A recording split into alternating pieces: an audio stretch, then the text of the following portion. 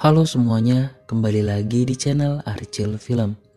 Di video kali ini, film yang akan kita bahas alur ceritanya adalah salah satu film ekstrim yang bisa membuat penontonnya deg-degan sekaligus geram.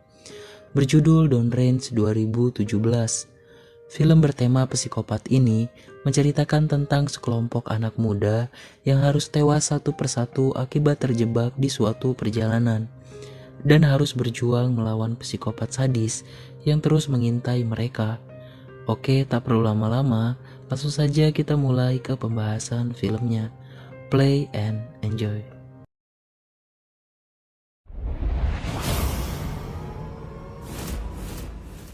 Film diawali dengan memperlihatkan sebuah mobil yang tengah melintasi sebuah jalanan yang sangat sepi. Di dalam mobil itu terdapat 6 orang anak muda yang terdiri dari 3 orang wanita dan 3 orang pria. Mobil mereka mengalami pecah ban yang membuat mobilnya sedikit oleng dan terpaksa harus berhenti untuk mengganti ban mobil tersebut. 3 remaja wanita tersebut antara lain Sarah, Karen, dan Jody, sedangkan 3 remaja pria lainnya yaitu Jeff, Todd, dan Eric. Tanpa buang-buang waktu lagi, Todd yang merupakan pemilik mobil dengan cepat mengganti ban mobilnya itu. Awalnya semua dalam keadaan baik, karena tempat tersebut memang terpencil, tidak ada kendaraan satupun yang melintas selain mobil mereka. Todd dibantu kedua temannya yaitu Eric dan Jeff. Sementara itu, Sarah sempat-sempatnya mengajak yang lainnya untuk selfie bareng. Sarah yang berniat mengunggah fotonya di sosial media tidak bisa mendapatkan sinyal sama sekali karena tempat itu memanglah sangat terpencil. Karen pun ikut mencari jaringan ponsel sampai ia akhirnya berhasil mendapatkan sinyal yang bagus. Tak lama kemudian, Eric pergi menuju semak-semak untuk buang air kecil, sementara Jeff masih memperbaiki mobilnya dengan mengganti ban cadangan. Karena cuacanya sangat terik, Jody, Karen, dan Sarah duduk di balik mobil untuk berteduh. Kemudian disusul oleh Todd yang merupakan pacar dari Sarah. Parahnya lagi, Todd selaku pemilik mobil tersebut membiarkan Jeff sendirian mengganti ban mobilnya itu. Jeff yang masih berusaha mengganti ban mobil itu merasa sedikit kesulitan. Karena memang posisi jalan itu sedikit menurun, hal itu membuat ban mobilnya menggelinding. Jeff yang akan mengambilnya tiba-tiba ia merasa heran ketika menemukan sebuah peluru yang berada di tengah jalan. Sementara Eric yang sehabis buang air, ia pun kembali menemui teman-temannya.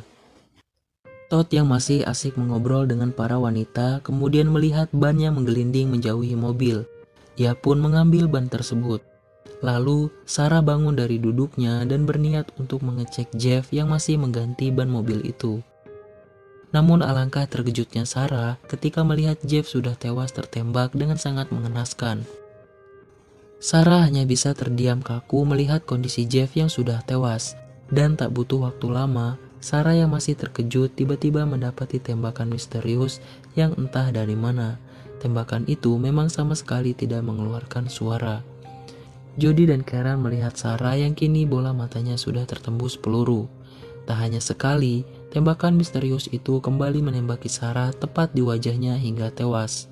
Seketika Karen berteriak histeris mengajak teman-temannya untuk berlindung. Mereka mulai menyadari bahwa ada yang tidak beres di tempat itu. Sementara Todd yang masih tidak menyangka pacarnya telah tewas, ia sedikit terlambat untuk berlindung. Alhasil dirinya harus terkena tembakan di bagian bahunya. Eric juga yang tak sempat menuju ke mobil, ia terpaksa harus berlindung di balik batang pohon yang sangat kecil. Mereka harus berlindung untuk menghindari tembakan yang tak tahu entah dari mana. Dengan mengandalkan mobil, Jody, Karen, dan Todd hanya bisa pasrah demi menyelamatkan diri. Begitu juga dengan Eric yang posisinya lebih sangat tidak aman. 1 jam kemudian, Todd yang sudah terkena tembakan pun mulai merasa lemas. Mereka berasumsi bahwa sang penembak berada di posisi yang cukup jauh. Hal itu karena peluru tidak bisa menembus mobil mereka.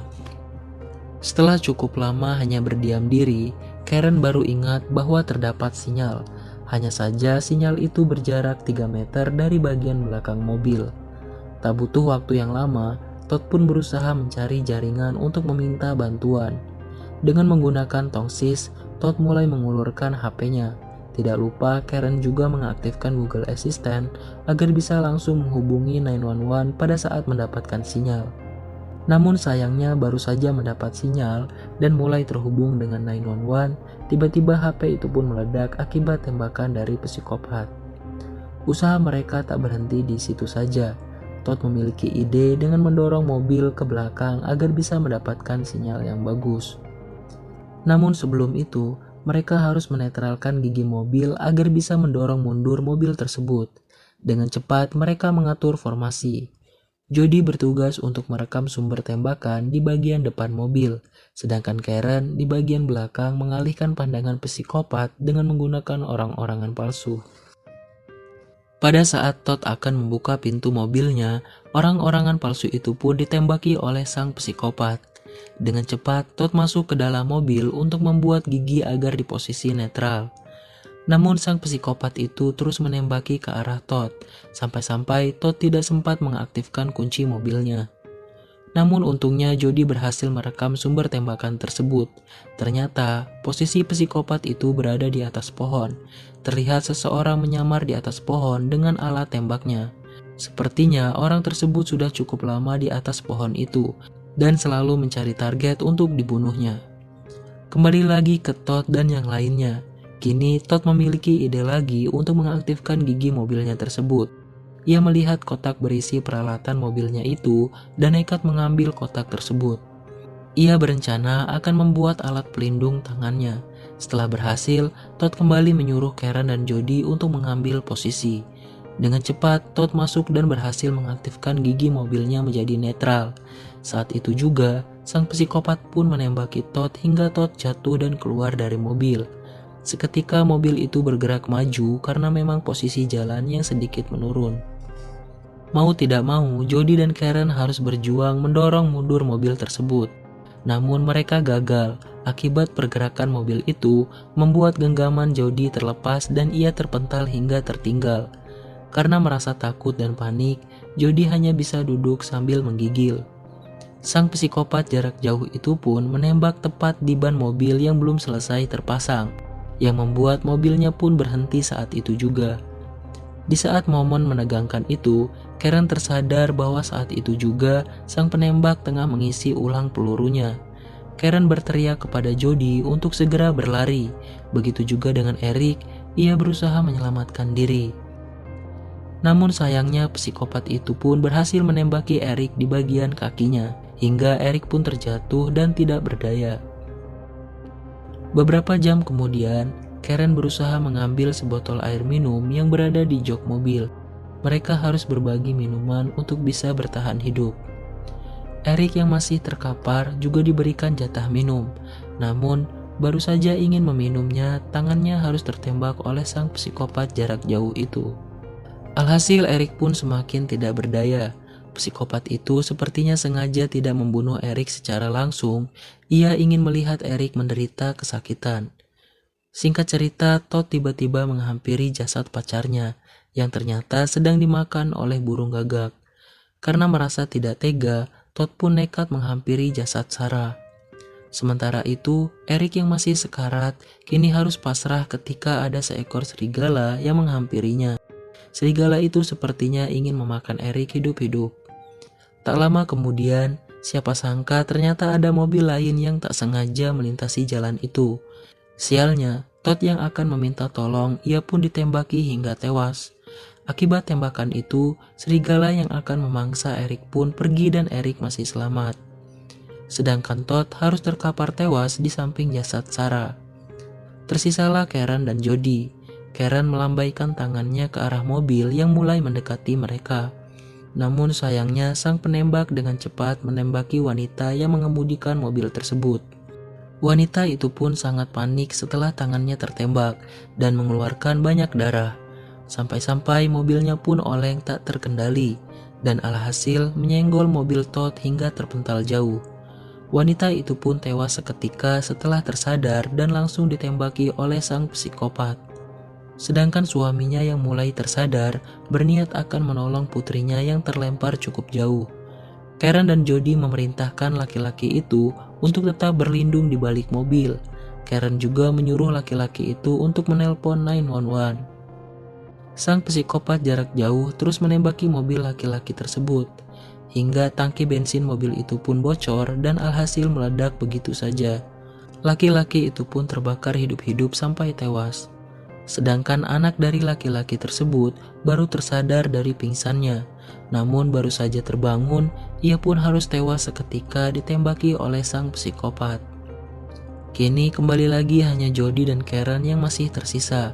Mau tidak mau mereka harus pasrah. Jody yang merasa panik terus mengeluh kepada Karen. Hingga muncullah ide dari Karen agar bisa selamat dari sang penembak tersebut. Karen berencana akan kabur di malam hari. Ia mengatakan bahwa sang penembak akan merasa kesulitan membidik jika ada asap yang cukup banyak. Karen dan Jody pun menunggu waktu malam hari. Saat malam tiba, mereka pun mulai menjalankan rencananya. Karen merobek-robek jok mobil, sedangkan Jody mengambil satu botol bensin dan beberapa baju yang berada di dalam tasnya. Mereka menggunakan pakaian untuk dijadikan masker darurat. Lalu Jody menyiramkan bensin ke seluruh isi mobilnya. Tak perlu lama-lama, Karen pun membakar sebuah koran dan melemparnya ke dalam mobil itu. Dalam waktu sekejap, mobil itu pun terbakar dan menimbulkan asap yang tebal. Sementara sang psikopat mulai merasa kesal karena kesulitan dalam memantau Karen dan Jody. Tak lama kemudian datang mobil polisi yang menghampiri lokasi mereka. Karen dan Jody mengira bahwa panggilan 911 mereka telah berhasil. Polisi itu pun membawa 2 orang sniper untuk berjaga-jaga. Karena melihat kondisi lokasi yang tidak beres, polisi itu pun menghubungi kepolisian negara untuk meminta bantuan. Namun sialnya, ketika sedang menelpon, polisi itu pun berhasil ditembak oleh sang psikopat tepat di bagian rahangnya. Hal itu membuat mobil tiba-tiba tidak bisa terkendali. Sementara di sisi lain, Karen menggunakan kesempatan itu untuk mengajak Jody kabur saat itu juga. Namun Jody justru tidak mau dengan alasan masih belum berani. Alhasil, Karen berlari sendirian. Namun tak butuh waktu lama, ternyata sang psikopat itu menyadari bahwa Karen kabur. Dan Karen pun harus tewas tertembak oleh psikopat sadis itu. Jody yang masih ketakutan akhirnya memberanikan diri berlari menghampiri mobil polisi yang berada tidak jauh dari posisinya. Karena tidak ada pilihan lain, Jody pun terpaksa harus masuk ke dalam mobil tersebut dan membawanya.